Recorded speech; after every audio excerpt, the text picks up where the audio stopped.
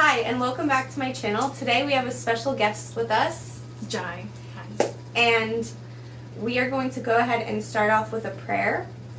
So I'm going to go ahead and let you. Alright, so we're going to pray in Latin, the universal language of the church, but for those who don't understand it, it's going to be Our Father in heaven. In nomine Patris et Filii et Spiritui Sancti. Amen. Pater noster, qui es in celis, sanctificetur nomen tuum. Adveniam regnum tuum, fiat voluntas tua, sicut in cielo et in terra. Panem nostrum quotidianum da nobis hodie, et dimitte nobis debita nostra, sicut et nos divitibus debitoribus nostris, et ne nos educas in tentationem, sed libera nos a malo. Amen. Ave Maria, gratia plena, Dominus tecum, benedicta tui mulieribus, et benedictus fructus ventris tui, Iesus. Sancta Maria, Mater Dei, ora pro nobis peccatoribus, nunc et in hora mortis nostrae. Amen. In nomine Patris et Filii et Spiritui Sancti. Amen. Amen. That was beautiful. So today we're going to be talking about a story of transformation, and I'm going to have you share a little bit about, what you opened up to me about and to the whole group during Emmaus. When did you first recognize your initial attraction to the same sex? Yes, so I initially noticed that, like in the high school years, early high school years. I was born and raised Catholic, so I knew what was right and wrong and what was expected of me, what was not. So, but I mean, I had boyfriends here and there, in high school. One who unfortunately didn't treat me with respect in the way that you should. So as a young teenager, I went through some tough times there, but I didn't expect it. It just came out of nowhere. It just happened that one time with my friend. I looked at her differently than I always did. And I'm like, well, what is this? Like, why am I feeling this? Like, that's not right. Why am I attracted to her? Like, this isn't... No. So then, of course, like, I prayed immediately. But that's, like, kind of where it, started. I don't know why. Out of nowhere. Like, there's no... Like, I wanted this. I definitely didn't want it. So that's kind of where everything started. Then, yeah. So it started in high school. You were attracted to a friend of yours. Mm-hmm, mm-hmm. Do you think your negative experiences with the opposite sex had anything to do with that? I mean, yes and no. It didn't directly, because even after ending that relationship, I was with another guy after that. I mean, yeah, he was not Catholic. He was more liberal. So he was, so it was a different type of relationship, but he was so good, respectful, honest. So it was great. Like, I went through that relationship with him, and during that relationship, that's when those thoughts came to me more. And I'm like, but why am I having this? Like, I don't understand. I'm with him. Why do I still feel like this for women? Like, I'm not. And so I prayed to God, take this away immediately. Like, that was my prayer. Like, I don't want this, take it away. Which, through the progress of what I will say, you'll understand why I started with that prayer, and then my prayer changed throughout the years. But that was initially, I didn't know any better. I didn't know who to talk to about that in the church. My family, especially not, because, they were very, very Catholic and strict about certain things. So, but yeah, I do think it was part of it, because it was a negative experience with a man who, unfortunately, let's just say, took advantage of me, and he, shouldn't have. That's all I'm going to say. That did start a resentment and an anger, but it didn't turn me away from this other guy that I was with afterwards. But then I do realize that resentment and anger held on for a long time, years. Like, I couldn't forgive him, So, so I don't really know if that was the start of it. I don't really tie it to it. It's just something physically that I felt that I don't know where it came from. Okay. Then, that I didn't know where it came. Yeah. Okay. So. Thank you for sharing. Yeah. So how did you continue to deal with it? You mentioned that you made that prayer of, God, please take that away from me. Mm-hmm. And I can only assume that he didn't immediately Mm-hmm. take it away. Mm-hmm. So how, throughout the years, have you dealt with that? Right. So I prayed and prayed, and my way of like expressing myself then, because I started to play, guitar and like music, it was through music, through writing, through music, through all these other methods that I kind of felt natural to just let it out. So there's even songs that like it's like my prayer to him. This is it's called Confusion. One of them, Confusion, and like, what's going on? I don't want this, so please. So it was very, like, I really wanted you to take it away from me. Like, well, I don't want this, so just it's a good thing. I'm asking for something good, so just do it, right? No. That's how I thought that's what we should pray. But so throughout the months, years, I saw that this wasn't going away. It's actually just getting stronger. I'm like, I don't know. So God, like, what's up? You're not taking this away. So then I'm just gonna succumb. I'm gonna give in because I'm just gonna accept it, because the world is telling me during that time in this country, it's more legalized. Like, it's being seen as normal. So I'm like, all right, I'm gonna give in. So then I kind of went through like a process of, all right, I'm gonna give up with this prayer because you're not granting it. And I'm a teenager, so of course I'm gonna think right away, now I want it. This, I didn't learn patience, or, it's God's time when He answers your prayer, not yours. I didn't know any of that, right? Like, I was very, I wanted it right away. I didn't want to go through that, and it's frustrating. It's frustrating, yeah. So I gave in, and then my boyfriend, at the time, the good one, even though he's, I told him about those feelings, and in a way, he thought it was good advice by saying, well, why don't you go and just go and explore to see if that's what you want. Well, okay, so that's like my boyfriend giving me the green light to explore. So like, we ended the relationship, and I'm like, well, okay then, I will, and because I didn't know what else to do with it except to figure out what it is, and experiment with it. And you were what, like, how old? So that would be around like senior year, kind of graduating time. 18? Yeah, so like 17, 18, yeah. So that's how you dealt with it when you were in high school. Mm-hmm. Let's go like 20s. How did you deal with it in your 20s? So in your teens, you explored with it, Mm-hmm. and you, like, where did your heart lead you? Yeah, so I guess there was always that voice, or that part of me that thought, well, it's wrong. But what I did, or what happened, was that voice, I shut off. I said, well, forget it. Like, I'm going to do my will. I'm going to do whatever I want. Because you didn't grant me that. So if I'm going to deal with it, this is how I'm going to deal with it. I'm just going to accept it and, like, try to what's the word I'm looking for? Compromise my Mm-hmm. beliefs and compromise everything so that I could be a good Catholic person, but, like, be in a relationship. So throughout college, I was open. At one point, I did tell my family that I'm like the coming out, whatever story, have feelings for, or sexual attraction to women. And like a good Catholic family, they responded the way that they should. And how did they respond? With a lot of love, but hard truths that I didn't want to accept. Kind of like, okay, they're not going to accept it, but they're going to love me, but they're not going to accept my sin, obviously. And what does that look like? Like, they're not going to accept, me being with someone and bringing that someone over, openly,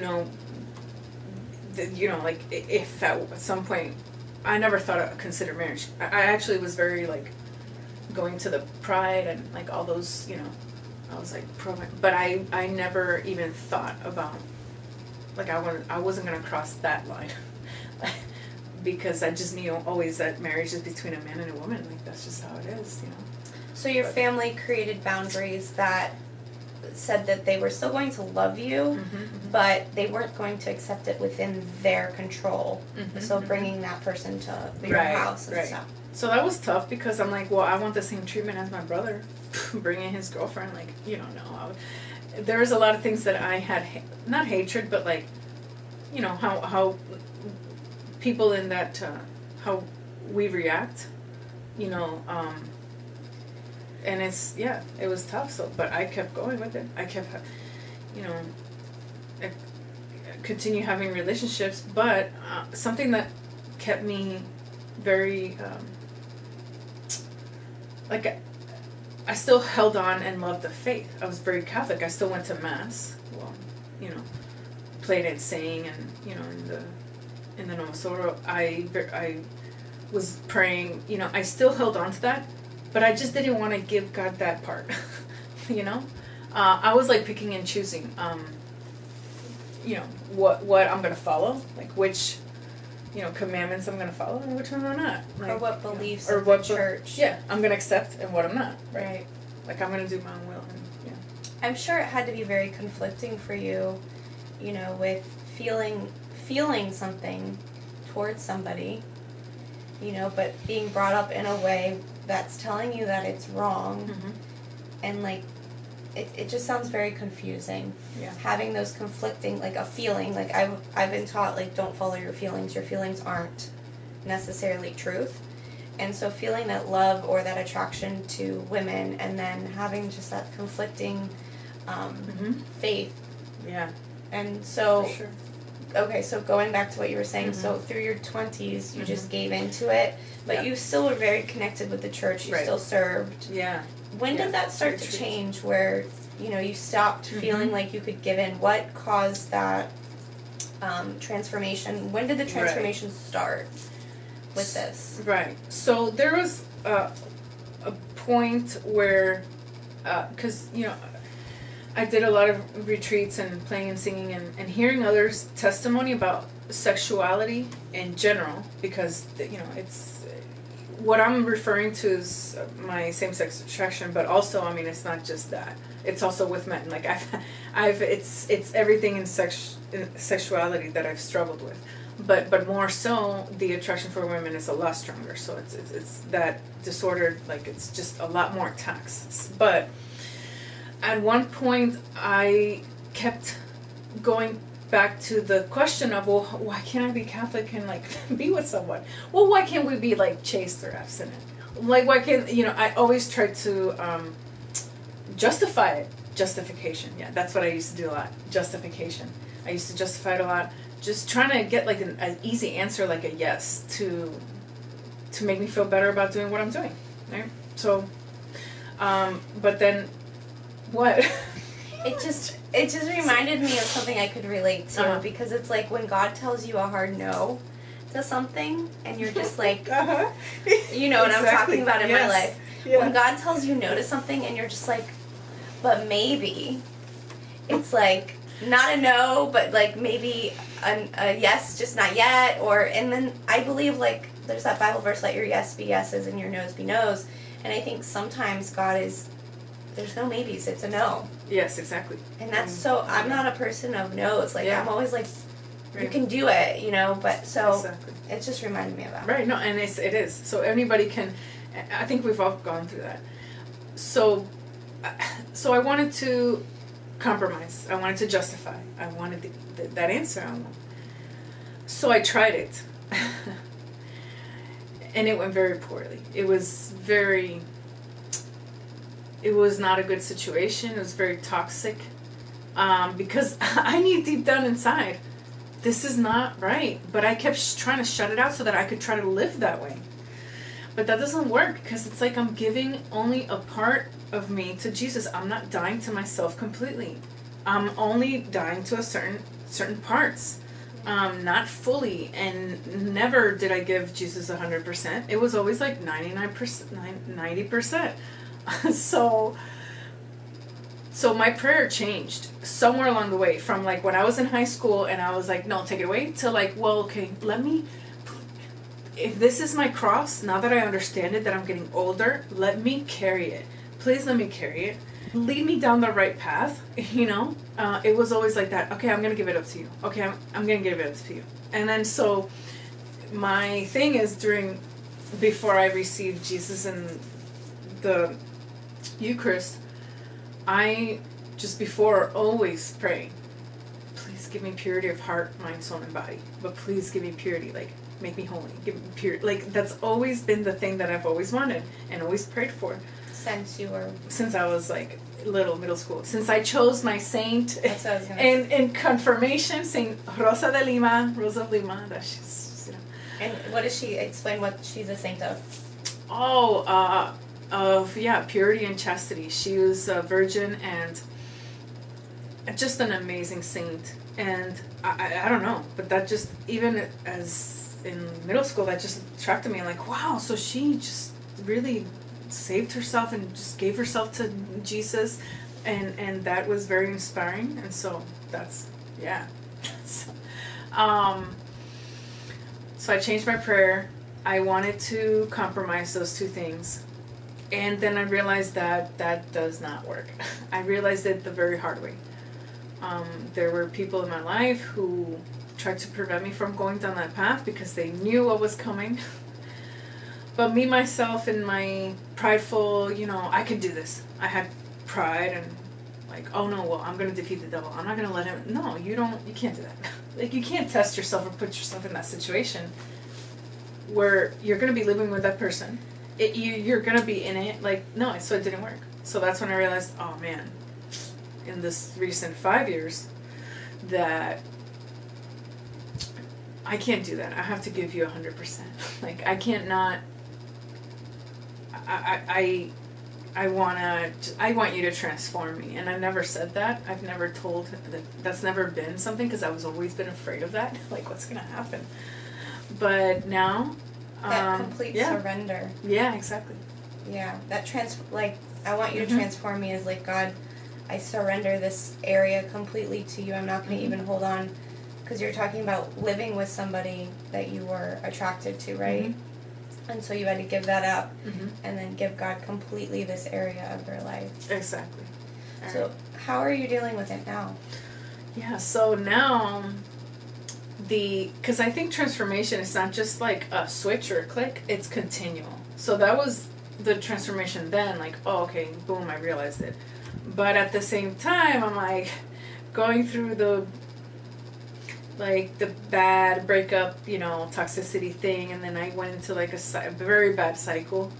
So after that, then I'm like, I can't, this is not making me happy. I'm not happy. I'm not joyful. Was there ever a point that it did make you happy?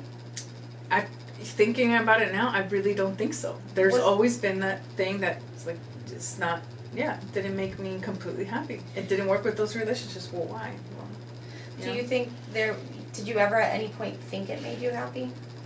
I convinced myself that, I was. So I wanted to be happy. So I thought I could be. But I mean, that happiness is the worldly happiness, like what someone else can give you, and not the joy that we, as, you know, Catholics, Christians should live by. It's a different type of happiness versus joy. But now, how I'm dealing with it, which back then I didn't have, was the spiritual tools. Like, that's what now I realize I didn't have, that I lacked, and I needed it. So before, when I was going to, you know, mass, that I didn't feel quite fulfilled, or when I would pray, I wouldn't pray the rosary every day. Like, and that's something that this girl right here, like, you know, has always told me, pray every day. Pray every day, like, you have to. Like, no, it's like, I love her that. But So I finally got to the point where I really love to pray the rosary every day now. Like, if I go without, it's like, oh, I missed it. What happened? Yeah. I didn't know that. Yeah, That's exciting. Yeah. And then I'm doing other devotions. And, like, the one thing that really did the transformation for me was finally discovering the traditional Latin Mass, the true Catholic holy sacrifice of the Mass that just changed my life. And as soon as I went, I'm like, oh my, wow, this is amazing. This is beautiful.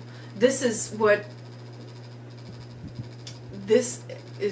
truth, is the roots of our faith. It's like, this is so Christocentric. Like, the priest offering the sacrifice, because it is a sacrifice. It's not just a meal like Mass. Like, it's a sacrifice. He's offering it for us.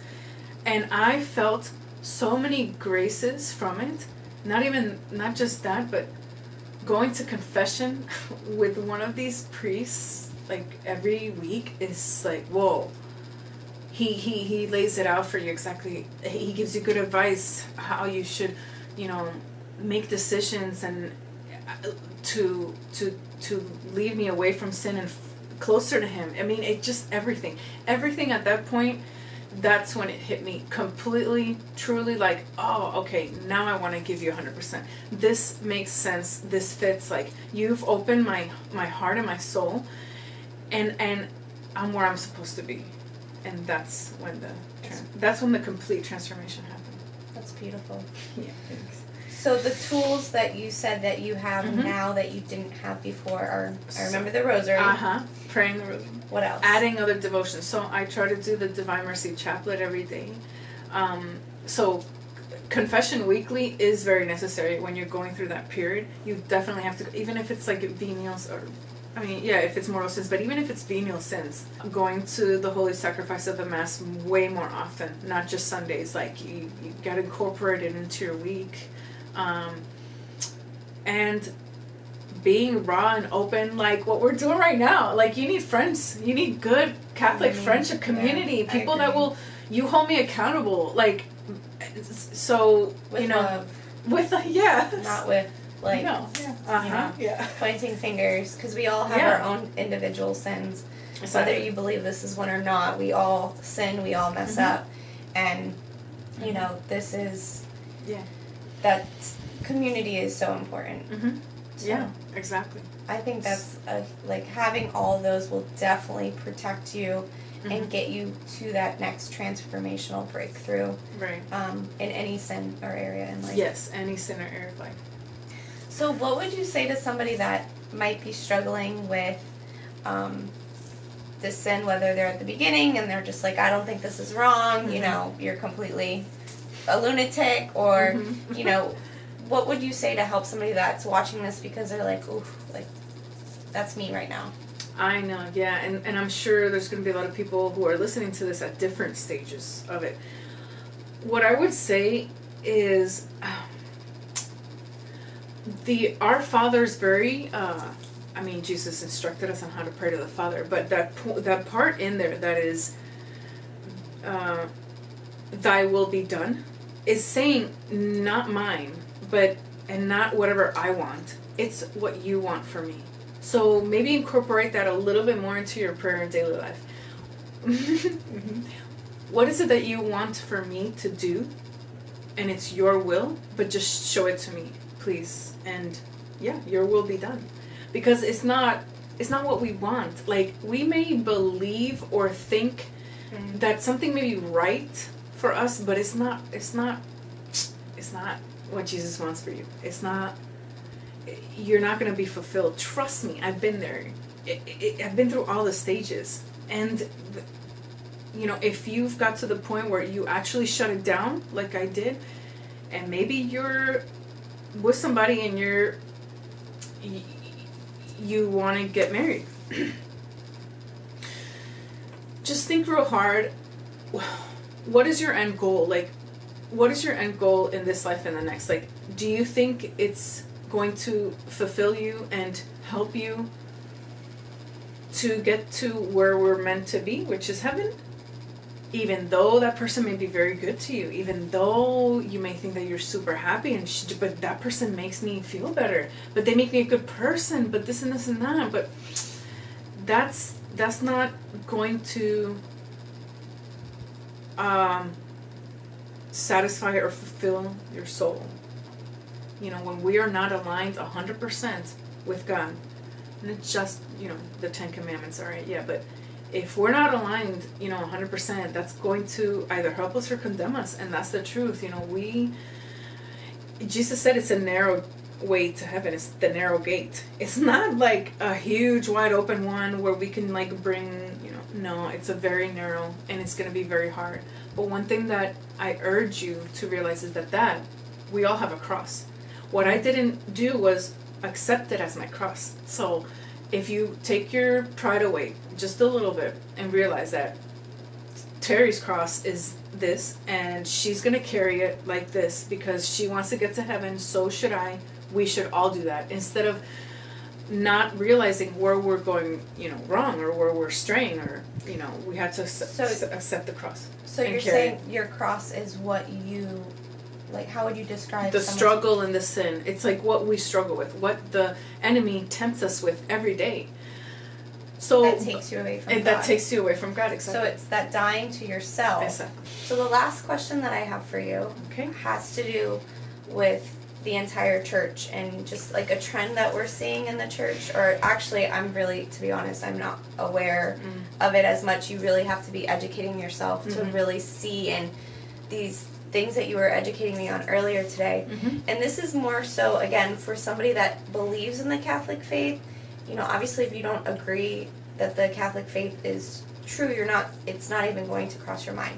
Right. So the question that I have is, like, what trends do you see in the Catholic Church that are going on with homosexuality and same-sex attraction and just sexuality in general? Right. So the trend in these past few years has been very, what I would call, lenient and modernistic. Very, very modern liberal view. Very, just not, you know, there are certain people in positions, bishops, cardinals, certain, countries in the Vatican, and people that are telling you that, you know, who am I to judge, right? Oh, or it's okay. And then even in like Germany, they've been blessing civil unions between, you know, gays, and even having like during last month the pride flag and doing all these things, and just like sacrilege to the mass and the church. So if you're listening to this, you're Catholic, you know, or even if you don't even know that happened, I would highly encourage you, always keep track of what's happening in the church, because we need to know what's happening in order to defend our church. And if someone in position, or whoever, even another fellow Catholic, a lay person, is telling you, oh, well, but Vatican said this, and they're doing that, well, you know, this and this and that. But you yourself have to remember Jesus' teachings. Because why are we...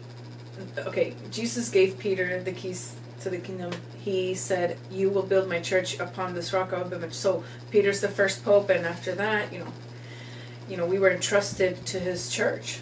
So if there's someone in power or position, or anybody who's telling you that it's okay, you know, civil unions, you know, whatever, just do you, it's not really a sin, like, you know, sexuality now, it's, you know, very laid back.